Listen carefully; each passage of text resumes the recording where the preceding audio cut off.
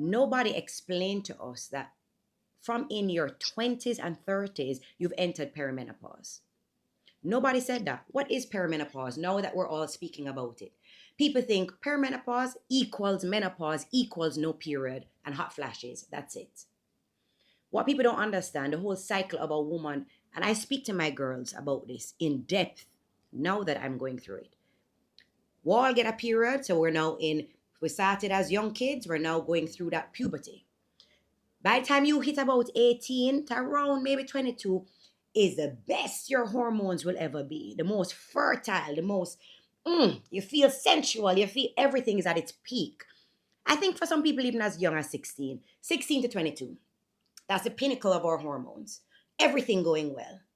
You see, once your hormones start to steadily decline, even by 1%, but you're now on that fall, even if it's just a slight dip, that is where perimenopause starts. So some people it's 24, some people it's 30, some people it's 32.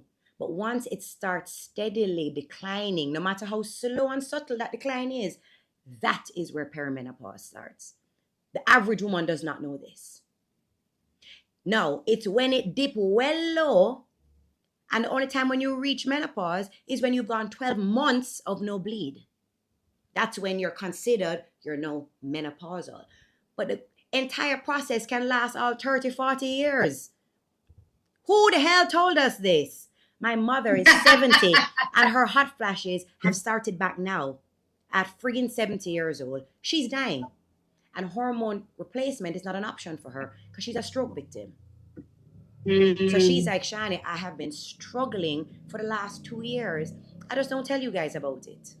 Menopause, explained in 1 minute, a great time in a woman's life when she should be feeling healthy and on top of her game. It is not a time in a woman's life where she should feel ashamed. Menopause is a natural life transition that every woman will experience. Menopause is when we're going from being fertile to infertile. The average age is approximately 52 years of age. It is a time when her reproductive hormones are decreasing, unlike puberty when our hormones are increasing. And as a result, many organs in our body, like skin, heart, breast, mind, are affected. If you want to know more, follow me. Women's hormones are unlike men's. Men, once you're through puberty, your testosterone will stay pretty steady.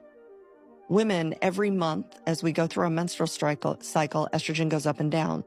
Around 45, it can start early, like 35, but around 45, we have used up enough eggs from our monthly cycle that we start to become low in our estrogen. And our body's trying to adjust to that. Our brain without estrogen gets brain fog. It has a lot of receptors and nothing to go in them, right? As estrogen is going away, all these receptors that used to be filled with estrogen, which would then cause all these marvelous downstream effects, all the muscle protein synthesis, the bone laying down, the inflammation would be kept at bay, suddenly have no stimulus. And then estrogen is also really important interacting with a part of our immune system called the inflammasome. So without estrogen controlling inflammation, we can get something called arthralgia, which is your total body hurts for no reason. And this was one of my primary symptoms when I was 47.